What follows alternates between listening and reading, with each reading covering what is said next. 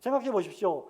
야고보가 몇 개의 편지를 썼습니까? 사도 바울이 몇 개의 신약 성경을 썼습니까? 그렇다고 하면 13개의 신약서신, 신약 성경의 부수로 보면 거의 절반을 썼던 사도 바울의 신학으로 야고보를 해석해야 된다는 것이 저의 개인적인 신앙이기도 하고 아마 대부분의 개혁주의 신학자들이 그렇게 아마 지향을 하고 있을 것입니다. 예를 들면 저는 이렇게 생각합니다. 신약 성경의 렌즈로 구약 성경을 이해하는 것이 더욱 안전하다.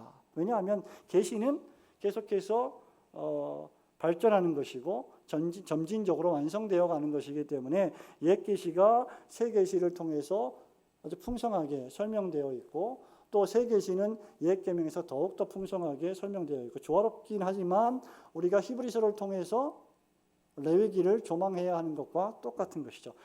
더 노골적으로 말하면 그래서 성화로 칭의를 규정해서는 안 되고 칭의로 성화를 규정해야 한다라는 말씀을 드리는 것입니다. 자, 오늘날에도 우리는 이런 율법 폐기론 그리고 알미니안주의 그 양극단 이 율법주의와 도덕적 폐기론의 경향이 여전히 존재하고 있음을 발견하게 됩니다. 최근에 싱클레어 퍼거슨 교수님의 온전한 그리스도라고 하는 책, 또 에드워드 피셔의 그 메로운 논쟁이라는 책 두 권 중대한 책이 번역이 됐는데 여러분 그 책의 핵심이 무엇입니까? 그리스도의 완전한 순종이에요. 그 완전한 순종의 전가로 말미암는 칭의 교리가 그것의 핵심입니다. 그리고 그것의 근거에서 우리는 선한 삶을 살아내야 한다. 선한 삶을 살라고 촉구해야 한다라는 것을 말하고 있습니다. 자, 마지막으로 오늘날 우리 시대에 몇 가지 적용을 좀 하고 오늘 강의를 마치겠는데요. 칭의 교리는 과연 우리 21세기 우리 시대에도 여전히 적실성 있는 그런 주제이고 그런 설교의 이슈인가? 예, 아까도 말씀드렸다시피 우리 시대에도 여전히 적실성 있는 교리입니다. 왜냐하면 만일 그리스도의 보혈을 통한 무조건적인 칭의와 그의 의의 전가가 사람들의 마음에 확고히 고정되어 있지 않는다면 오웬의 말입니다. 교황적 칭의 교리는 언제든지 그 부수적 결과물들과 함께 반드시 이 세상에 다시 출현하게 될 것이기 때문이다. 350년 전에 이미 오웬이 예언을 했습니다. 뿐만 아니라 그로부터 200년 후에 제임스 뷰캐넌 박사가 스코틀랜드에서 오웬과 동일한 예언을 하고 있습니다. 뷰캐넌은 일평생 동안 오류들을 논박하고 배격하는 일을 해왔습니다. 그리고 그 유일한 길이 무엇이냐? 진리를 선포하고 수립하는 것이라고 확신했습니다. 그리고 그렇게 진리를 선포했을 때 오류가 논박되고 교회 안에 생명이 다시 부활되는 것을 뷰캐넌은 경험을 했습니다. 그럼에도 불구하고 우리가 이 진리, 전통적이며 역사적인 칭의 교리의 진리를 계속 가르치고 계속 설교하는 이 일을 멈춘다면 잘못된 이러한 칭의 교리, 로마 가톨릭 교회의 칭의 교리와 소시니스주의, 알미니안주의, 리차드 백스테리안이라고 하는 이 신율법주의의 망령들은 계속해서 역사 속에 출현할 것이다라고 예언을 하고 있습니다. 오늘날 우리 시대에 가장 제가 개인적으로 판단해 볼 때 우리 시대를 규정짓는 하나의 특징이 있다고 하면 점점 구분과 구별이 희미해지고 있다.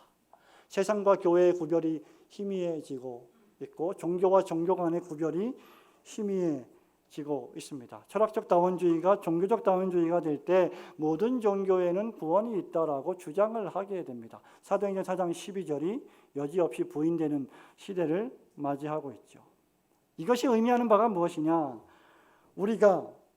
우리가 이 칭의 교리를 확고하게 설교하지 않는다면 우리 역시 교회의 존재나 목사의 존재 자체가 희미해질 것이다 라는 것입니다. 근데 우리가 이런 설교를 하면 기독교는 너무 배타적이야 이런 얘기를 많이 듣습니다. 제가 아주 오래전에 한 30여 년 더 훨씬 이전에 명동 화신백화점, 지금은 화신백화점이 아니죠. 화신백화점 다 아시죠, 목사님들? 예, 젊은 분들은 이거 모르시는 분들은 이제 젊은 분들이고 아시는 분들은 연세가 많이 드신 분들입니다. 거기서 이제 막 전도를 하는데 한 친구는 뭐 이제 설교를 하고 복음을 선포하고 나머지 신학생들은 막 전도를 하는데 어떤 분들이 지나가면서 막 뭐라고 궁시렁궁시렁 대고 지나가요. 근데 아랑곳하지 않고 꿋꿋한 저의 친구가 예수 그리스도를 믿지 않으면 지옥에 갑니다. 복음을 전하는 거예요. 어떤 예쁘게 생긴 아가씨가 딱 그걸 보고 들으면서 지나가면서 뭐라 그러냐면, 용서하세요, 너무 광적이야. 죄송합니다. 예. 웃지를 않으시네 진짜. 그러니까 광적이라는 거죠. 그 말은 무슨 말입니까? 너희들만에게 무슨 구원이 있느냐, 이렇게 좀 배타적이라고 하는 그런 뉘앙스가 내포되어 있죠. 캐나다 맥마스터 칼리지에서 유행하고 있는, 그때 그 학교부터 유행하고 있던 신학의 사조가 무엇입니까? 오픈 시이즘이에요. 열린 신론이죠. 이게 뭐냐?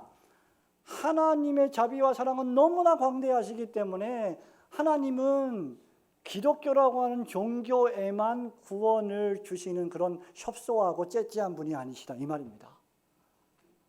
제가 정확히 기억하는지 모르겠습니다만 옛날에 한참 성품적인 인기를 끌었던 돌이라고 하는 분이 그 학교를 졸업한 걸로 제가 알고 있습니다. 그러니까 종교는 동일한 구원이라고 하는 신의 정상으로 가는 각기 다른 길일 뿐이다.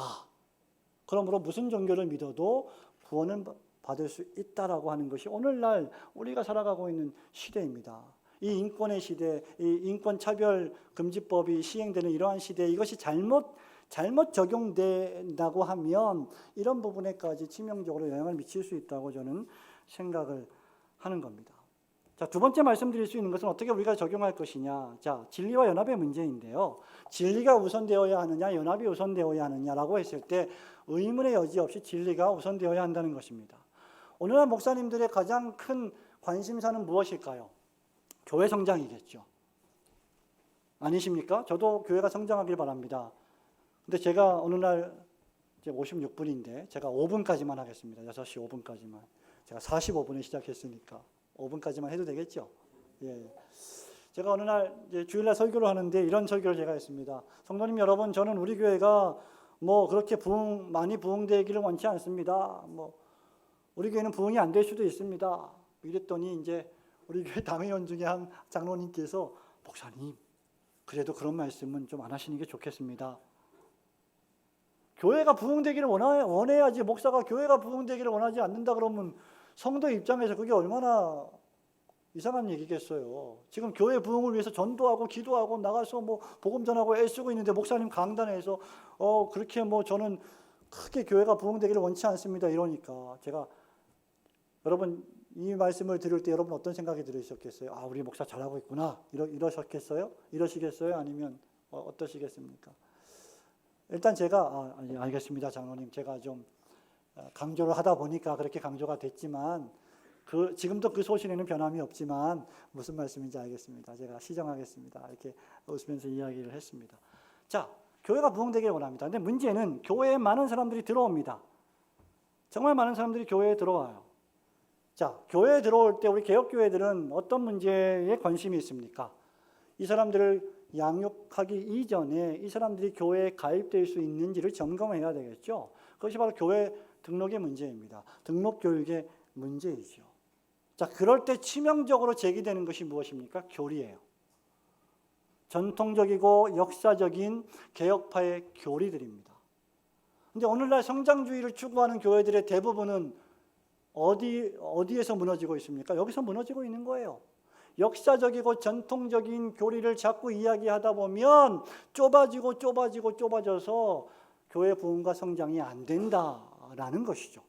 그래서 니케아 신경 예전에서 빼버리고, 십계명 빼버리고, 사도신경 빼버리고, 15명의 찬양 팀원들이 나와가지고 찬양 부르고 바로 사회자 나와서 목사 설교하고 끝나고, 찬양팀 나와서 찬양 부르고 목사 축도하고 끝나고, 이렇게 예전을 짜고 있는 거죠. 어쩔 수가 없습니다. 저는 그것을 비난하고자 하는 것은 아닙니다. 그런 예전의 형태가 이단적이라, 이런 말 하면 안 되는구나.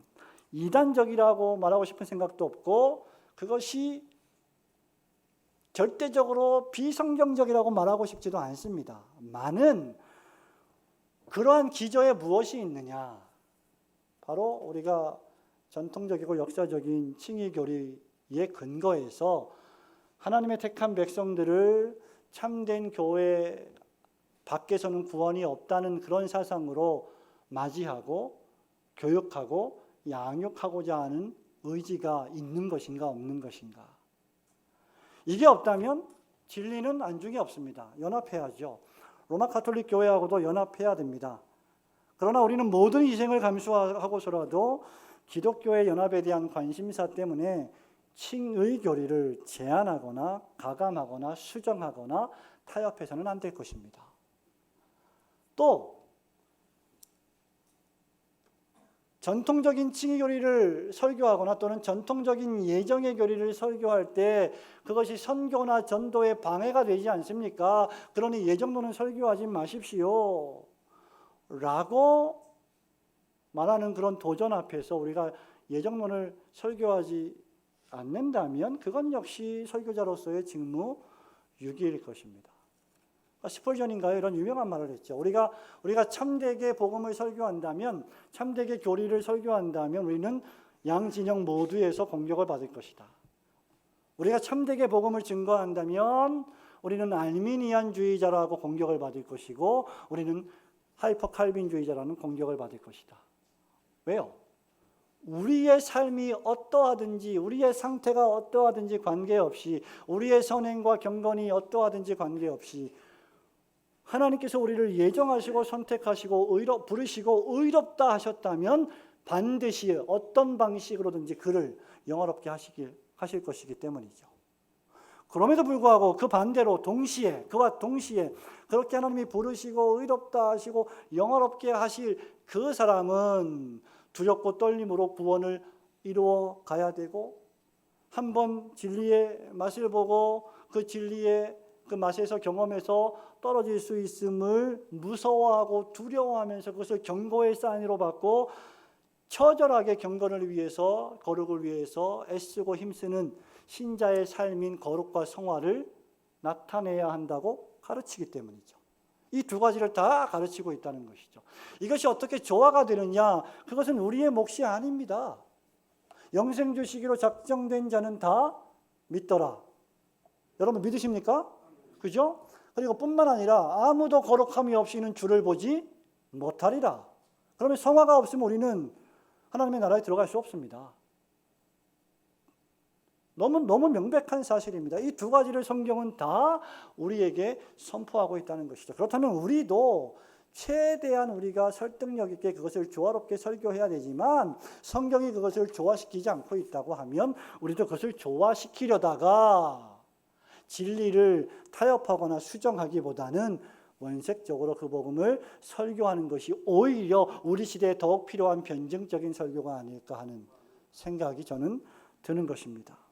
자, 오직 믿음이란 무엇입니까? 그런 의미에서 솔라 피데라고 하는 것이 무엇입니까? 그것은 나의 뜨거운 믿음, 나의 아주 불타는 믿음, 열렬한 충성심이 아니라 그리스도의 완전한 순종을 아무 공로 없이 거지와도 같은 빈손으로 받아들이고 영접하는 것을 가리키는 것이죠. 여러분, 제가 강의 때마다 이런 말씀을 드리지만 제가 여러분들에게 선물을 드리겠습니다. 별로 기뻐하시지도 않는군요. 앞으로 50년을 더 또는 100년을 더 살 선물을 드리겠습니다. 기뻐하시지 않는 걸 보니까 이게 이제 거짓말이라는 걸 아시는 거죠. 근데 50년, 100년을 여러분이 더 산다고 하는데 과연 지금보다 더 오늘보다 내일이 더 여러분이 거룩하고 경건한 인격적이고 도덕적이고 윤리적인 상태에 진입할 수 있다고 혹시 자신하시는 분이 계십니까? 없습니다. 만약에 그런 분이 있다면 로마서 6장, 7장을 잘못 이해하고 있는 것일 수도 있을 것입니다. 이건 뭐냐? 우리의 구원의 확실성, 우리의 구원의 근거, 원인이 우리에게 있지 않고 그리스도에게 있다는 것이죠. 그리고 우리는 오늘도 여전히 변함없이 도처에서 그리스도께서 완전하게 성취하신 그 구속을 자신들이 나누어서 받으려고 하는 그 영광을, 그 구속의 영광을 자신들이 같이 누리려고 하는 도덕주의자들의 공격에 여전히 직면하고 있다. 왜 그렇게 도덕과 윤리와 경건을 강조할까요? 그것이 칭의의 열매로서 강조한다면 저는 100%, 1000% 그분들의 말씀에 동의할 것입니다. 그러나 그것이 구원의 원인, 의롭다 하심을 받는 것의 근거로 제시하는, 그래서 그것이 없으면 구원받지 못한 사람이라고 말한다면, 그렇게 설교한다면 저는 그분들의 주장에 결코 동의할 수 없을 것입니다. 왜냐하면 만약에 그렇게 우리가 가르치고 그렇게 설교한다면 그것은 그리스도의 완전한 구속을 부인하는 것이 되고, 성부 하나님의 계획, 성자 예수 그리스도의 구속의 성취, 성령 하나님의 구속의 적용, 성삼위 하나님의 내재적이고 경륜적인 삼위일체의 구속의 협약을 전부 다 부정하는 결과를 낳기 때문입니다. 자, 그런 의미에서 목사의 설교가 결론적으로 말씀드리면 전통적이고 역사적이고 교리적이어야 할 이유가 여기에 있다는 것입니다. 전통적 칭의교리의 종교개혁의 칭의교리는 심각한 위협에 직면해 있습니다. 이런 위험은 말씀드린 바와 같이 전혀 새로운 것이 아닙니다. 형태만 다를 뿐 존 오웬이 싸웠던 17세기의 여러 다양한 형태가 다원주의라고 하는 모습으로 우리를 공격하고 있습니다. 그렇다면 우리도 역시 그런 종교개혁의 유산인 전통적 칭의교리를 변호하는 한편 그러한 오해를 제거하고 칭의교리가 종교의 요점을 다시 자리매김할 수 있도록 노력해야 될 것이고, 그런 측면에서 전통적 개혁주의자들의 칭의교리를 면밀하게 연구하고 보존하고 전파해야 될 책임이 있다는 사실을 여러분들에게 말씀을 드리면서 저희 강의를